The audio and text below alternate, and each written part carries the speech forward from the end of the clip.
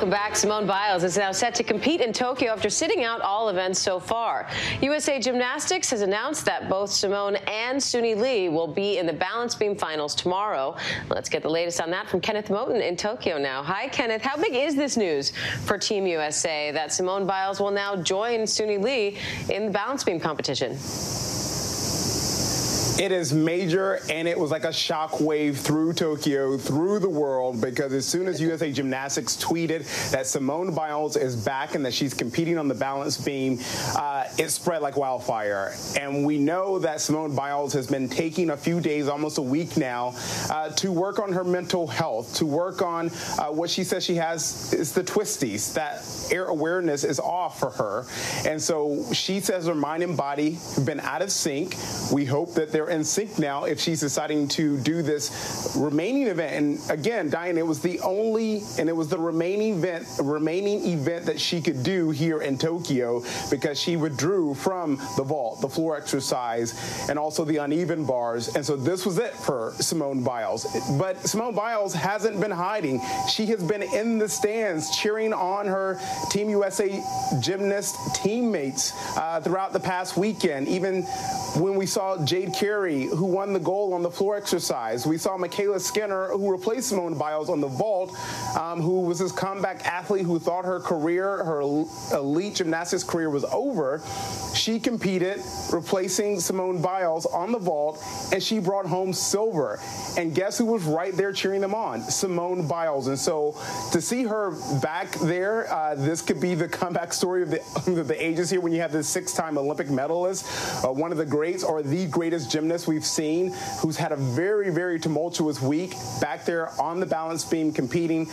Is expected to be pretty incredible. And again, that's happening tomorrow. Yep, she's been cheering in the stands, and her team has given her plenty to cheer for. I also want to warn people, spoiler alert coming now. And unfortunately, this one's not so great news. USA women's soccer lost to Canada this morning. But Kenneth, they're still in this. What's next for them? They're in it. They're playing for bronze on Thursday, and this just in, they will be playing Australia. But yes, they lost to our neighbors to the North, Canada, who were not so neighborly. We ended up losing against them on a penalty kick on the 74th minute there. And also, we don't know if star goalie Alyssa Nair will be playing, because we understand she injured her knee, so we're waiting to find out her status. And again, wishing her well. But again, Canada beat our U.S. women's soccer team. They made it further than they did for the Rio Olympics when Sweden knocked them out. But again, they're playing for bronze against Australia on Thursday.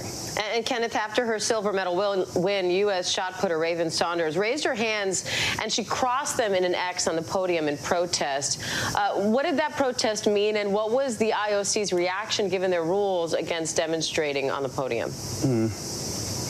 Well, it appears, Diane, that Raven Saunders is the first athlete to do some type of protest on the medal podium there. And that X, she says she raised, apparently she says that it was after she collected her silver medal there, when she put up that X, the 25-year-old says that she made the gesture to represent the intersection of where all people who are oppressed meet. Now, we have reported right here on ABC News Live how the IOC's Rule 50, as they call it, they relaxed some of the rules, but they have maintained that they do not want athletes to protest during the medal ceremony right there on the podium.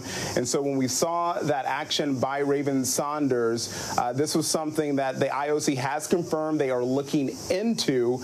We don't know what type of action they are considering or what kind of action they could take, but we understand that her U.S. Olympic Committee is standing behind her. They say that they believe that her gesture was respectful on that podium and to the other athletes as well. And even though Raven Saunders appears to be in this IOC court, there's not really an IOC court, but I'm calling it that because I want to say that the court of public opinion is also standing behind her. I have to mention this very colorful character there, this shot putter from South Carolina.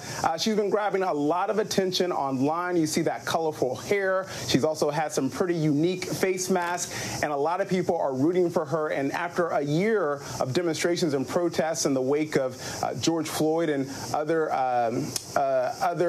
things that people have wanted to protest about and cause awareness for. This is something that we shouldn't be surprised about, but it is a little surprising that this appears to be the first athlete to have cause some type of protest or demonstration on the podium. Diane. All right, Kenneth Moten for us in Tokyo. Thanks, Kenneth. And let's take a look at where the medal count stands now. The U.S.